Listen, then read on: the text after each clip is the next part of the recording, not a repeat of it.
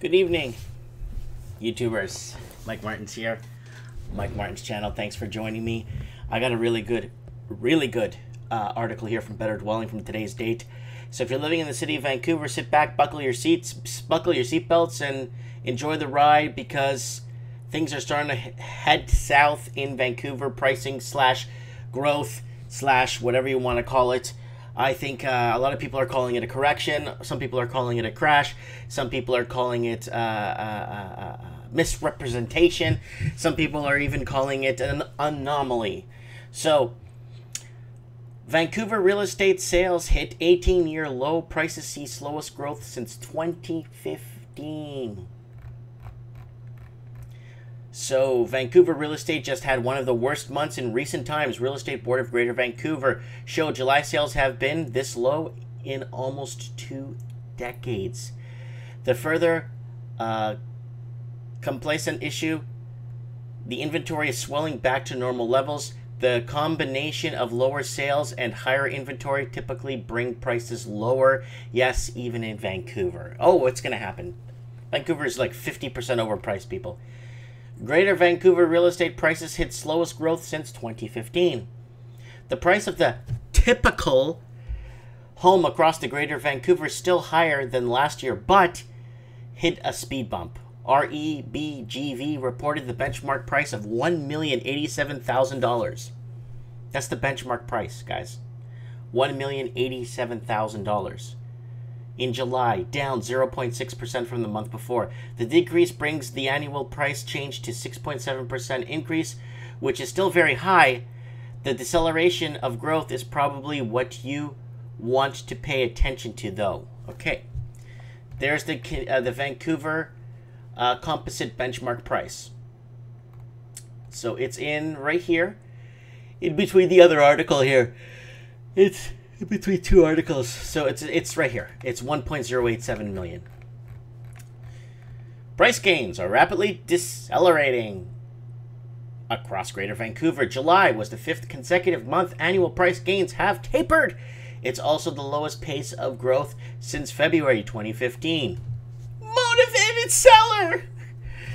Right before prices started to pop higher, price growth is heading below medium levels, something Canada's frothiest market hasn't seen in a while. So guys, sorry about yawning. I hope you're not yawning too.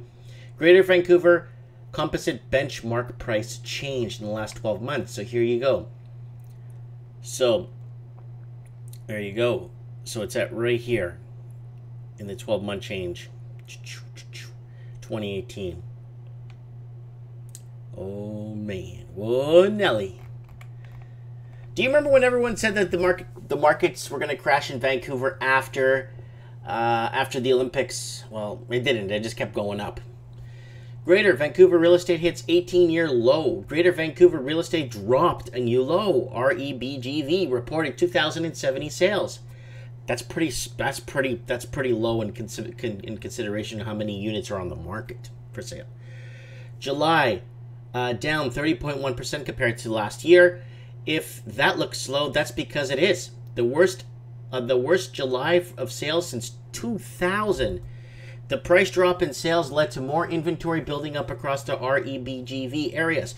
So it's not a supply and demand issue, it's an affordability issue, and that's what I've been talking about for the last 7-8 years on this channel. It's affordability.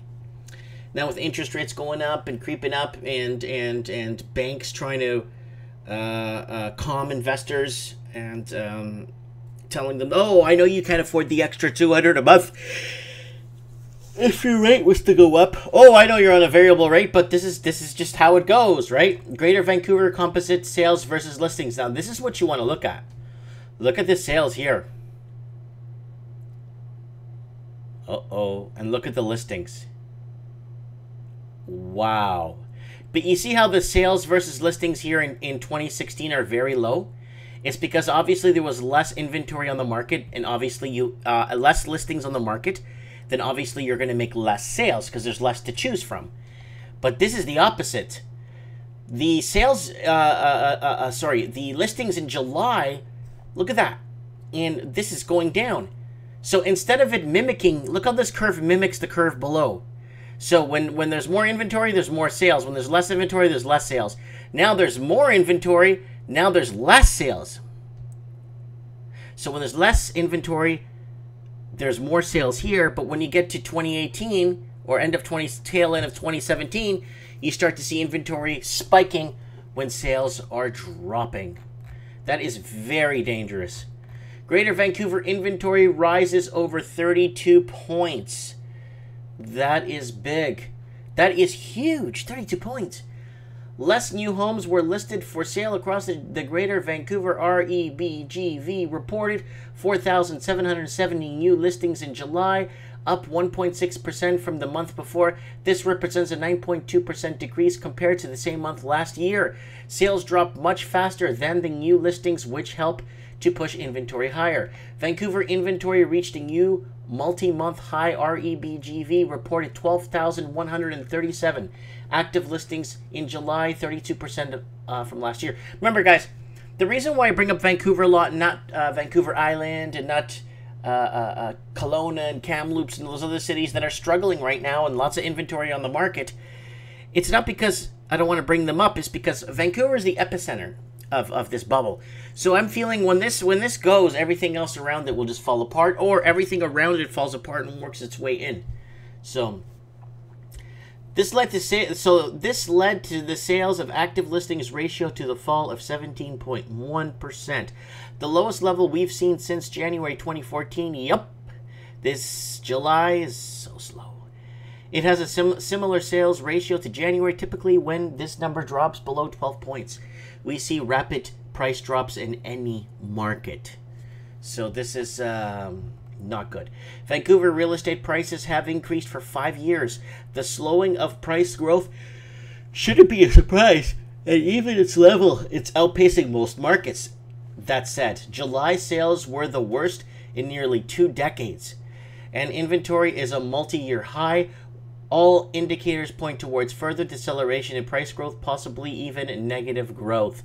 So what's going to happen is going to have a bunch of people that bought at the wrong time who right now are underwater. If you bought at the wrong time right now, you are definitely underwater. If you bought at the high time and you timed the market wrong, guess what? Right now you are sitting crying the blues like they are out in Toronto.